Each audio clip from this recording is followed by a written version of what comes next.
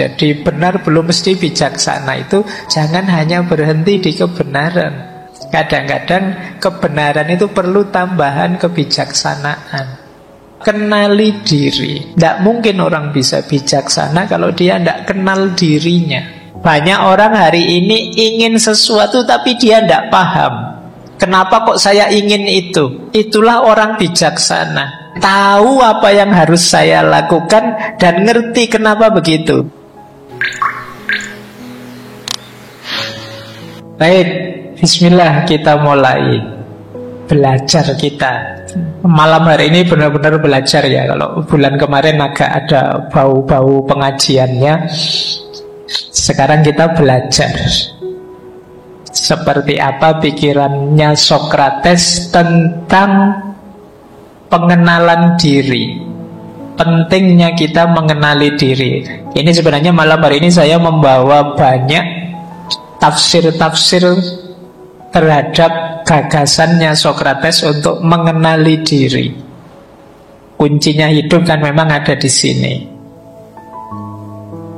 Yang pertama, mari kita ingat dulu Sokrates ini menggeser orientasi berpikir zaman itu dari nalar atau cara berpikir kosmosentris menjadi antroposentris. Kosmosentris itu berpikir yang pusatnya ada pada kosmos. Berpikir tentang alam. Apa sih hakikatnya dunia ini? Alam ini diciptakan bahannya apa ya? Dan seterusnya. Jadi tokoh-tokoh filsafat awal seperti Thales dan kawan-kawan yang dulu pernah kita bahas, ini kan cara berpikirnya disebut jenisnya kosmosentris. Pusatnya ada pada kosmos. Nah, begitu sampai pada Sokrates, digeser cara berpikir ini. Bagi Sokrates ada yang lebih penting untuk dibahas, yaitu manusia itu sendiri. Namanya antroposentris. Antropos itu manusia, sentris itu ya sentral, terpusat. Jadi dia menggeser pemikiran orang dari berpikir tentang kosmos, alam semesta, menjadi berpikir tentang manusia. Ya menurut Sokrates lebih penting garap manusianya ini dulu. Ya kemungkinan ada kegelisahannya Sokrates tentang manusia zaman itu.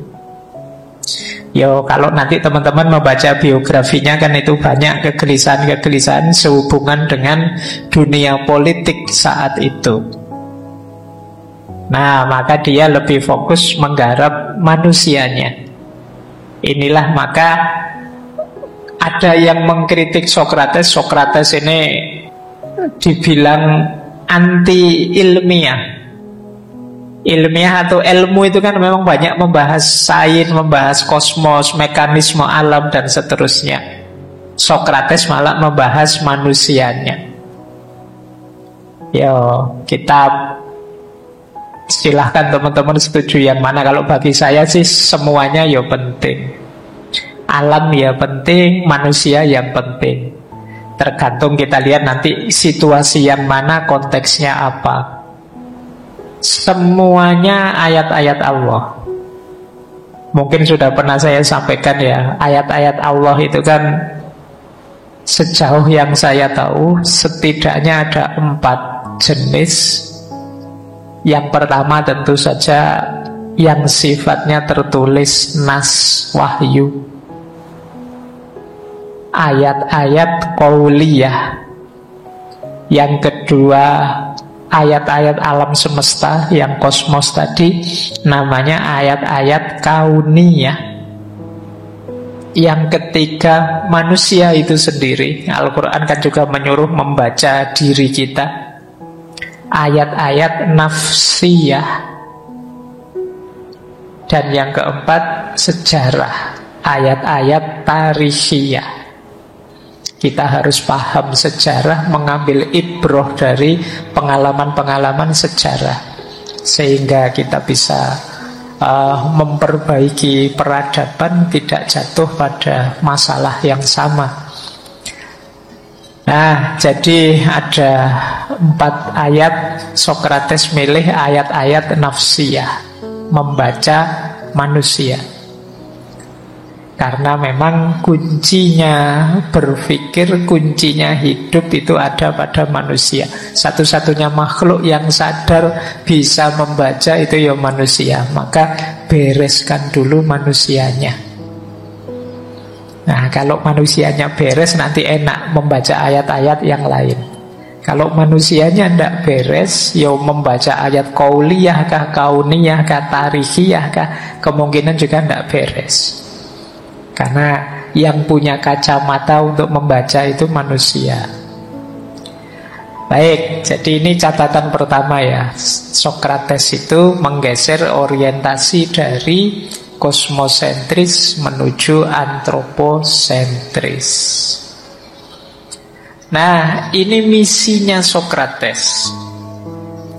Jadi dia ini di zaman itu berhadapan dengan kekuasaan, juga berhadapan dengan kaum sofis. Kaum sofis ini orang-orang yang mencari keuntungan dari ilmu dan kepandaiannya. Nah, itu ada kalimat dari Sokrates yang menurut saya menarik. Inilah misinya dia. Kata Sokrates, saya tidak peduli dengan hal-hal yang dipedulikan oleh banyak orang. Menghasilkan uang, memiliki rumah yang nyaman, pangkat militer atau sipil yang tinggi, dan semua aktivitas lainnya, termasuk penunjukan politik, perkumpulan rahasia, organisasi partai yang berlangsung di kota kita. Silahkanlah semua itu jalan, aku tidak tertarik dengan itu. Tapi aku akan menetapkan diri untuk mempersembahkan kepadamu semuanya, kalian semua, apa yang saya anggap sebagai layanan terbesar yang mungkin. Aku akan mencoba membujukmu untuk tidak terlalu memikirkan apa yang orang miliki dengan apa yang engkau miliki. Maksudnya, kita tidak usah sibuk membanding-bandingkan diri dalam hal kepemilikan, sehingga menjadikan dirimu sebaik dan serasional mungkin. Jadi dia punya misi agar orang-orang semuanya saja jadi orang baik dan orang rasional, tidak sibuk pada hal-hal kepemilikan. Nah, ini aku mempersembahkan diriku untuk itu. Bahkan Sokrates ini dikenal hidupnya juga miskin. Jadi memang dia mempersembahkan hidup sepenuhnya untuk kebenaran dan juga kebaikan. Baik, ya ada yang bilang, tapi ini perlu diteliti juga, jangan-jangan dia nabi. Ya wallahu a'lam, karena nabi itu kan sekian ratus ribu.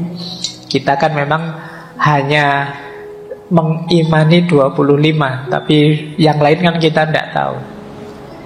Ada yang bilang, bahkan menulis buku, bahwa Sokrates ini sebenarnya dialah yang oleh Al-Quran disebut Luqmanul Hakim. Coba dicari itu.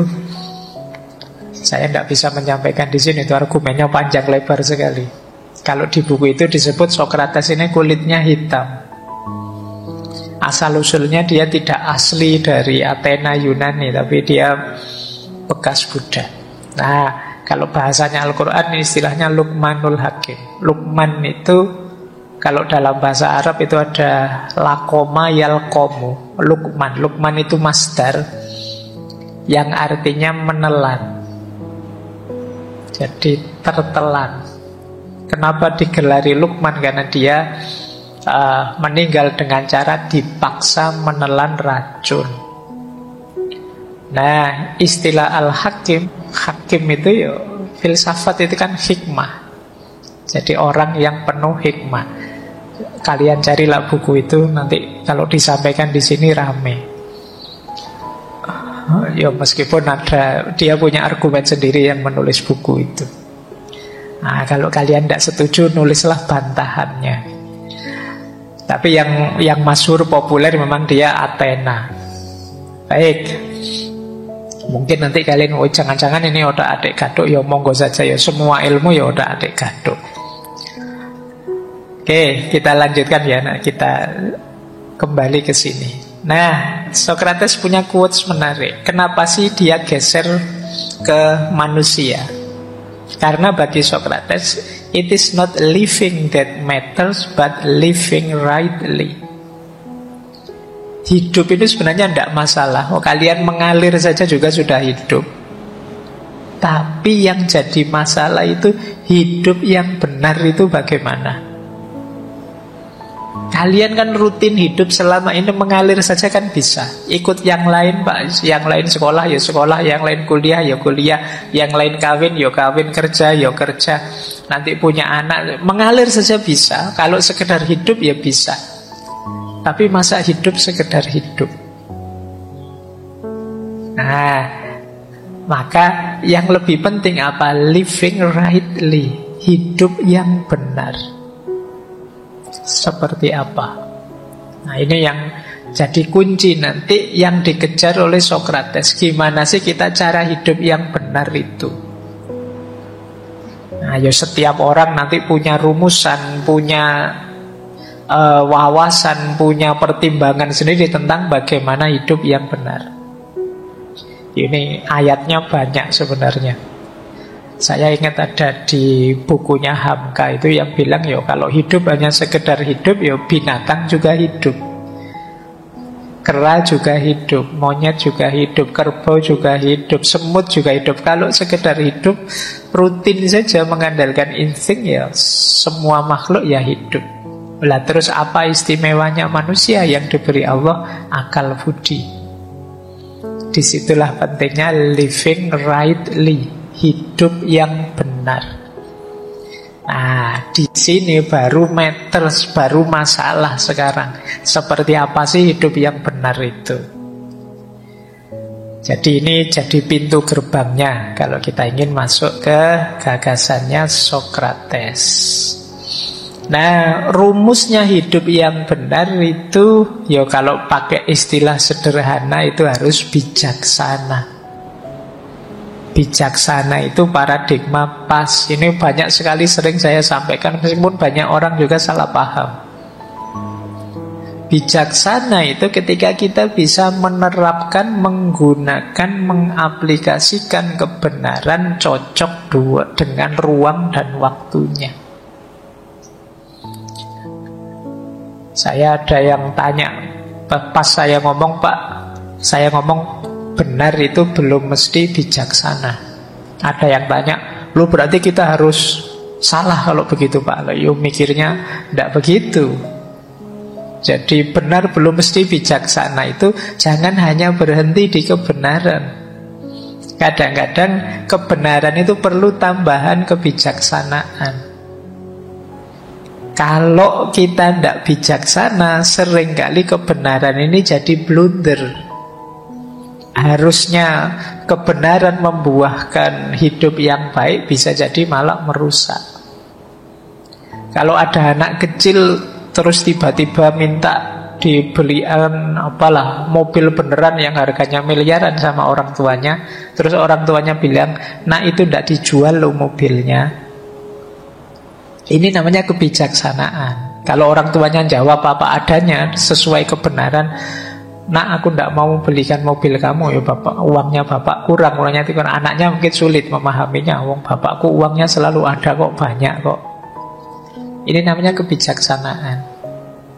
Kalau ada temanmu, sering saya contohkan ya, temanmu sedang agresif, ngamukan, itu ya jangan dinasehati untuk mari kita berjihad, mari kita. Situasinya tidak cocok, nanti dia tambah terbakar. Jangan diprovokasi. Nah, saya lihat banyak di medsos hari ini itu, kita itu banyak yang suka manas-manasi, mancing-mancing. Wah, saya tahu temanku ini mesti nanti komentarnya gitu, tak pancing biar ngomong gitu. Nah, itu namanya tidak bijaksana. Jadi bijaksana itu menggunakan kebenaran secara pas, sesuai dosis, ruang, waktu, porsi, dan proporsinya. Itulah wisdom. Untuk bisa bijaksana syaratnya harus benar dulu. Jadi setelah kebenaran baru kebijaksanaan. Tidak berhenti sekedar kebenaran. Jadi bukan anti kebenaran. Karena kemarin saya lihat di medsos ada yang bilang bahwa wah, berarti ini anti kebenaran Pak, pro kebijaksanaan saja. Tidak begitu. Untuk bisa bijaksana ya kita harus tahu kebenarannya. Dengan dasar kebenaran itulah kita menjalankan kebijaksanaan.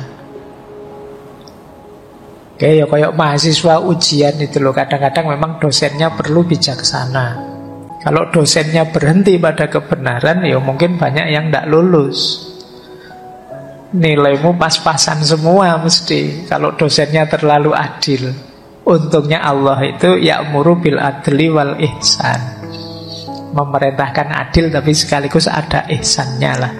Kalau hanya adil ya mahasiswa ini harusnya nilainya C, tapi karena wal ihsan ya lumayan lah ditambahi jadi B. Dari C jadi B itu ya nama lain dari kebijaksanaan.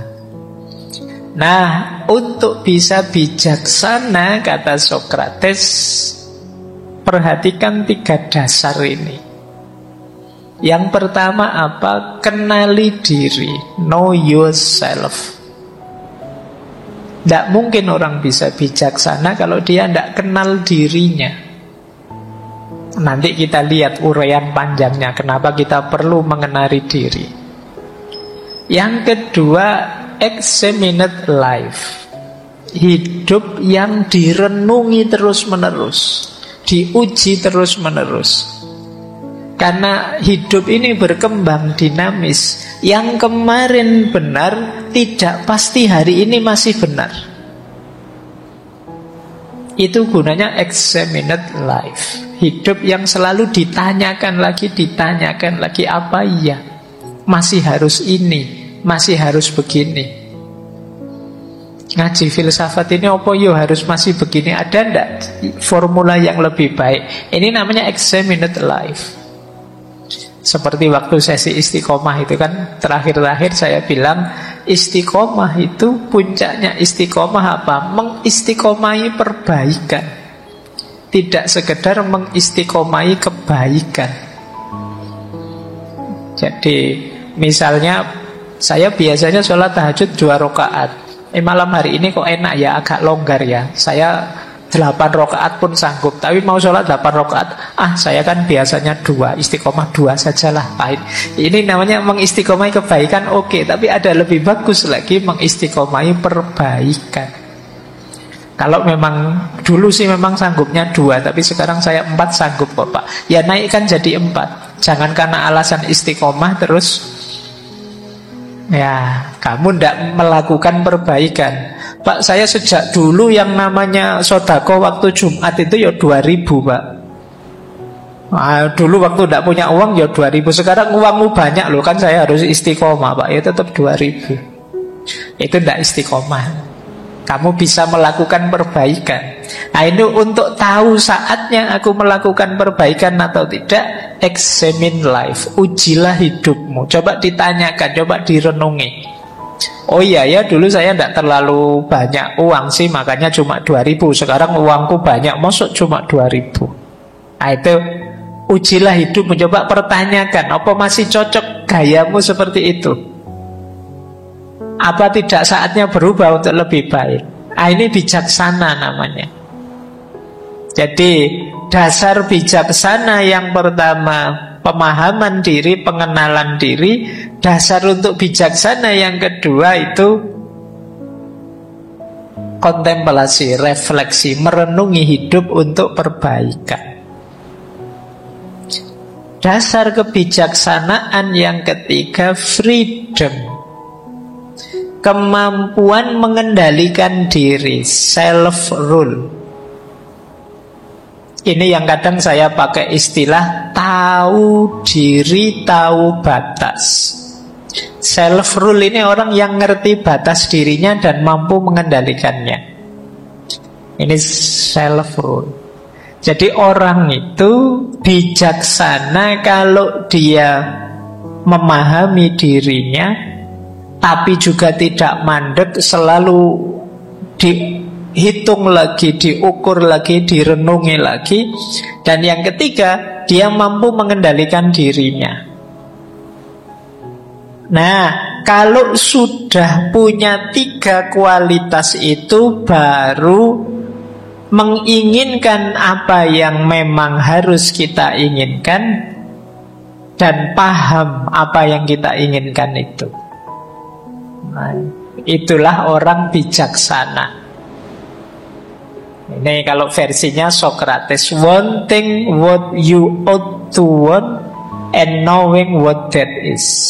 Jadi menginginkan apa yang harusnya kita inginkan dan tahu apa yang harus kita inginkan itu. Banyak orang hari ini ingin sesuatu tapi dia tidak paham. Kenapa kok saya ingin itu? Kenapa kok aku butuh ini, perlu itu? Jadi itulah orang bijaksana. Pak Faiz kok suaranya sekarang tambah keras? Ya sekarang hujan. Kalau hujan gini saya suaranya lembut kayak awal-awal tadi, kalian tidak dengar. Nah ini namanya tahu, ada alasan ketika melakukan sesuatu, tidak asal. Kalian paham situasi, tidak kok saya sejak dulu gayanya gini harus istiqomah gini terus bisik-bisik kayak awal tadi wadah hujan suaranya kayak gini kalian tidak akan dengar yang malam hari ini hadir. Maka agak saya keraskan sedikit. Ini yang disebut kebijaksanaan. Jadi tahu apa yang harus saya lakukan dan ngerti kenapa begitu. Bisa menjawab pertanyaan mengapa. Nah, kalian juga begitu. Biasanya ngantri masuk ke sini sudah ngambil minum. Tadi minumnya belum siap, tidak apa-apa kalian masuk. Nah, sekarang ditanya kalian, enaknya kamu keluar ngambil minum atau sudahlah, tidak usah, biar saja. Nah, itu kalian harus ngerti dasarnya. Tidak sekedar males tapi tahu, tidak usah Pak, saya tidak usah keluar ngambil minum lagi, biarlah yang datang belakangan saja, nanti mengganggu kalau saya keluar atau apa. Nah, itu namanya tahu apa yang harus kamu inginkan dan ngerti dasarnya. Itulah wisdom. Jadi malam hari ini kita hanya membahas tentang ini, tentang bagaimana kita mengenali diri, menguji diri, dan mengontrol diri, biar yang kita inginkan pas. Baik, inilah quotes yang paling terkenal dari Socrates, yaitu kenali dirimu. Jadi ini kalimat ini ada yang bilang tertulis di pilar-pilarnya kuil di Delphi di Yunani saat itu. Atau kalau pakai bahasa sana gnotis souton. Jadi kenali dirimu, know thyself.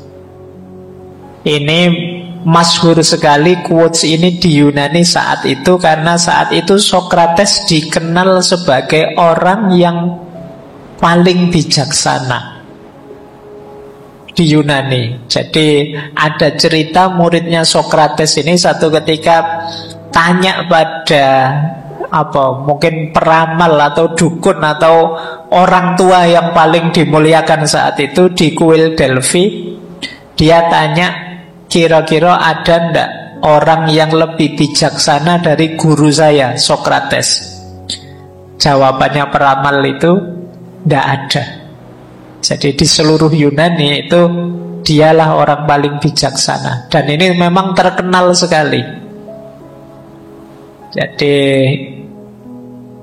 puncaknya memang kalimat ini yang ditulis di kuil Delphi, kenalilah dirimu. Dan itu yang di bawah juga kalimatnya Socrates sendiri, secara umum mengenali diri itu who we are, siapa kita. Who we should be, siapa kita yang seharusnya. Dan yang ketiga, who we will become, siapa kita nantinya. Nah, yang terakhir ini, kita ingin jadi apa sih? Hari ini kita itu apa? Idealnya kita itu harusnya bagaimana? Dan nantinya kita ingin menjadi seperti apa? Ini 3 pertanyaan besar yang silahkan kita tanya pada diri kita sebagai terjemahan dari know thyself. Kenali dirimu. Aku ini siapa sih? Kemudian harusnya aku ini bagaimana? Dan yang ketiga, nantinya aku harus berubah jadi apa? Oh, itu 3 pertanyaan ini kalau kalian coba jawab itu mungkin bisa panjang, bisa jadi sak skripsi. Kamu boleh nyoba jawab pertanyaan ini nanti setelah pulang. Siapa aku? Mungkin kamu jawab pertama namamu, alamatmu, identitas, terus saja. Nanti uraikan siapa dirimu. Sekali-sekali kamu boleh cerita tentang dirimu pada dirimu sendiri. Aku ini orang yang seperti ini, ciriku begini, dan lain sebagainya. Kalau sudah tuntas kalian mendeskripsikan dirimu, yang kedua apa? Siapa harusnya aku? Idealnya aku ini harus bagaimana? Tadi aku bilang aku ini muslim. Muslim itu harusnya perilakuku bagaimana? Aku tadi bilang aku itu mahasiswa.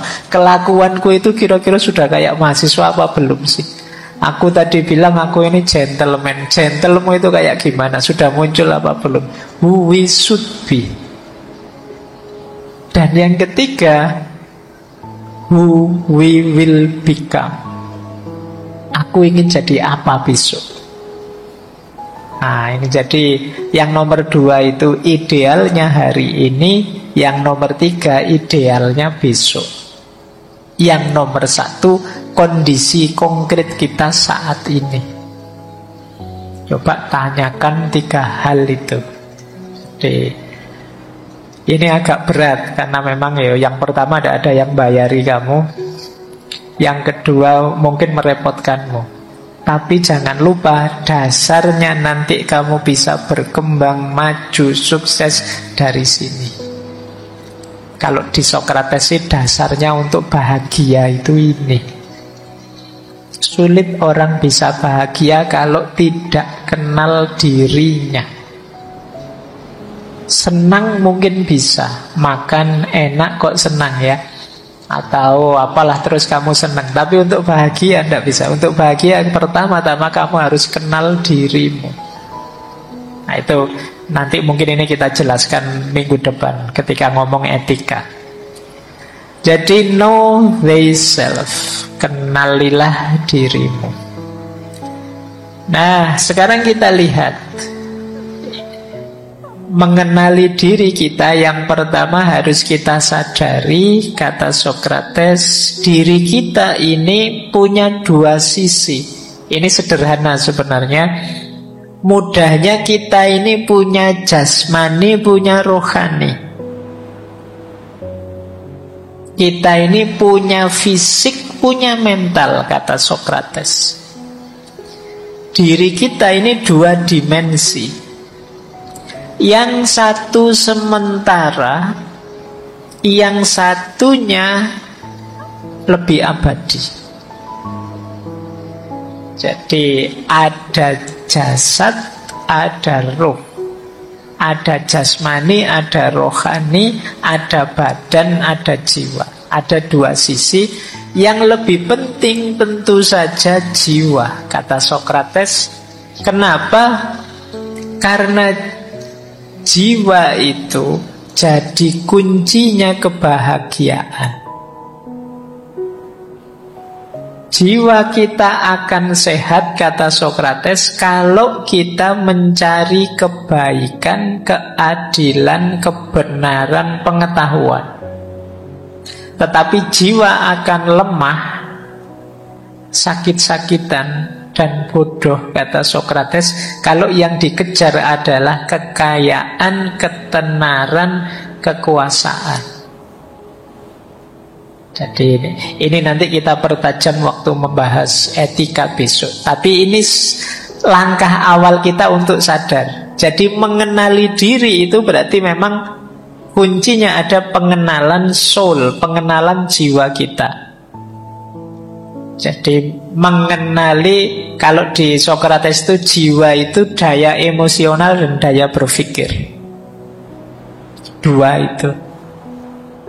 Nah itu kalau yang kita kejar hanya yang materi-materi, kesenangan-kesenangan sementara, jiwa kita akan lemah. Untuk sehat, jiwa itu harus diberi asupan kebaikan, kebenaran, keadilan, pengetahuan. Jiwa kita akan sehat. Saya tidak tahu jiwa kita selama ini teman-teman ngasih asupannya apa. Hari ini kan orang mungkin merasa bahagia dengan ketenaran, bahagia dengan kekuasaan, bahagia dengan kekayaan. Ya kalau kita fokusnya ke situ, jiwa kita akan lemah. Jiwa yang lemah itu tidak tangguh. Jiwa yang tidak tangguh itu berarti ada kesulitan sedikit saja, dia akan mudah galau, mudah stres. Itulah mengapa orang hari ini banyak yang stres. Yang dikejar keliru. Loh Pak, apa ndak boleh Pak kita kaya, apa ndak boleh kita terkenal, apa ndak boleh kita masyhur dan lain sebagainya? Boleh, tapi itu jangan jadi tujuan. Itu anggap saja efek sampingnya saja dari kebenaran, kebaikan, keadilan, pengetahuan. Jadi itu bonusnya. Kalau pakai bahasa bulan lalu itu karomahnya. Karomah jangan jadi tujuan. Tujuannya tetap keadilan, kebaikan, kebenaran, pengetahuan. Kalau ada teman-teman yang merasa, Pak saya kok mudah galau, Pak kok mudah stres, Pak, coba dicek, jangan-jangan tujuan hidupmu yang melemahkan jiwa tadi. Hanya kesenangan yang sesaat, mungkin lewat kekayaan, lewat ketenaran, lewat kekuasaan dan lain sebagainya. Apalagi ini menjelang-jelang pemilu ya, kekuasaan itu kan semua orang mengejarnya. Nah, ayo hati-hati, kata Sokrates. Jadi ini dasar teorinya sederhana, masih belum terlalu rumit. Nanti di filsafat-filsafat selanjutnya lebih rumit.